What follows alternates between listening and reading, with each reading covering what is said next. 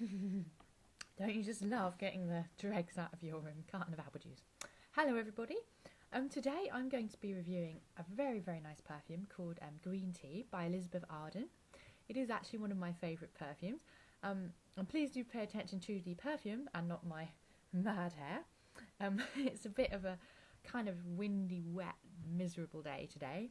And because obviously like I said before in one of my other videos, I don't like to do these in the house because it looks like I'm talking to myself. So I've kind of, I've relocated and I had to brave the weather. So yes, I'll shut up now about that.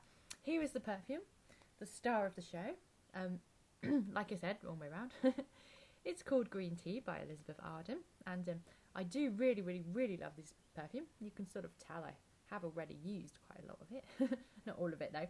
And I must say this is, I think, my second bottle of this year, so I do get through this quite well, quite enthusiastically.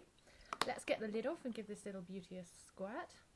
I'm trying to find somewhere to squirt really, because today I've already been out somewhere, so I've already worn some perfume. And I didn't wear green tea because I thought it was a cold day. Maybe I'd wear something a bit more warming, so I went for Malabar by Penhaligon. So yeah, I'm just trying to find somewhere where I haven't already got perfume. I must kind of smell really eclectic sometimes. I think that's what happens when you're quite into something, like a perfume. Right? The whole perfume swear box idea went out of the window, as you can tell. It's got such a zingy and refreshing hit when you smell it, this one first of all. It's just, it really does, it gets you at the back of the throat, but in a good way. It's like if you crush some peppermint in between your fingers or something like that, and your first reaction is like, whoa, what was that? But it's a good smell. It's a really good smell. Elizabeth Arden Green Tea was launched in 1999. I'm trying to remember. And it's kind of marketed as a sort of citrus aromatic, which I'm not really sure if that's a specific perfume genre, but it's interesting anyway, citrus aromatic. So it means it's not an outright citrus perfume. It's not, it's not going to smell like straight off lemons or lime, but it does have top notes of lemon and orange. And also other top notes are bergamot and, I can't remember, hang on. Let me have a go. Something fruity it was. Yes, rhubarb, but I think it was sweet rhubarb. Sweet rhubarb, yes, not sweet rhubarb. Yes, it was sweet rhubarb, and also something else, caraway, yeah, a sort of sweet spice. So a lot of zingy freshness in there, but yet with an underlying caraway, which does also maybe one of the things that hits you when you first smell it. And when you go down to the heart notes, obviously I can't really smell them yet because I've only just squirted it on me, but heart notes include things like peppermint, unsurprisingly for a perfume that's supposed to be zingy and energetic, and obviously green tea, that kind of, that stands to reason, goes without saying. Other things which are a little bit more unusual, you probably wouldn't guess, are jasmine. Jasmine is one of the heart notes, but I think they call it a light jasmine, which basically means, well, I don't know if you've ever smelled jasmine essential oil, but it's a really nice smell. It's really, obviously it's a good smell because people love jasmine. It's been worn for centuries, but it's quite almost a musky, dirty, very sensual, very heavy smell, jasmine actually. So light jasmine is kind of like jasmine without the sort of earthy, sensual undertone. So it is very light and very delicate.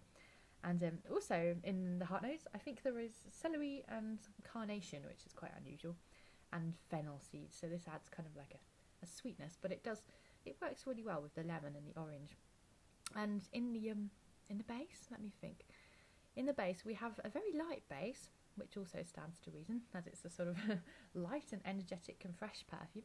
We've just got really, I think, a bit of musk, a little bit of amber, but it's very, very undiscernible really, and quite a lot of oak moss. And I don't know how much you know about oak moss, but oak moss is a lovely kind of green, herby sort of smell. Like, I don't know if you imagine you're in a forest, it's raining, it does a lot of that here, and you find a little log, in the forest, or green moss on a tree, and you kind of get up close and you smell it, and it's like this lovely, fresh, herbal smell. Really good, yeah.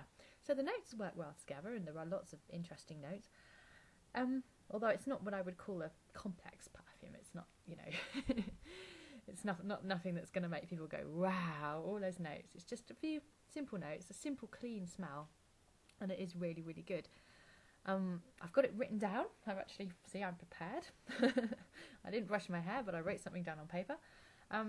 the actual official tagline, when you go on the website and you look at the sort of, you know, the blurb and that kind of thing, it says that it energizes the body and revives the spirit.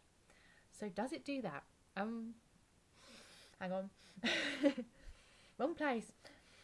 I think it does actually, yeah. I got a bit of Malabar then as well, and then I was like, whoa, because Malabar's quite gingery, and I was thinking, it's a strange combination. Kind of warm and energetic at the same time. But no, it does. I would say that it does energise the body, and it does revive the spirit, so it really does wake you up. It's one of those perfumes where you get up, you don't want to get out of bed. You press snooze about 5 times. And yeah, you need something to be like a bucket of cold water coming down on your head. And I think that's what this perfume does, actually. It is like a bucket of cold water coming down on your head. It's refreshing, it's clean, it's happy, kind of perfect for the gym, perfect for summer. If I had a criticism about it, which I find is very difficult to do because I actually really love green tea, the only criticism I would have is that it isn't very long lasting. It does, because it's not got a lot of heavy notes, and because it is a very delicate perfume, it does, you know, you will need to reapply throughout the day if you want to be sort of smelling all the time. Anyway, 1 second. Oh, I just had to do that. I'm not used to just talking to myself like this. It makes me have a bit of a sore throat. Yes.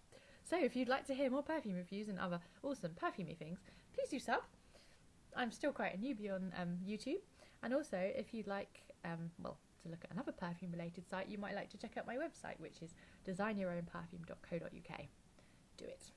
Bye-bye.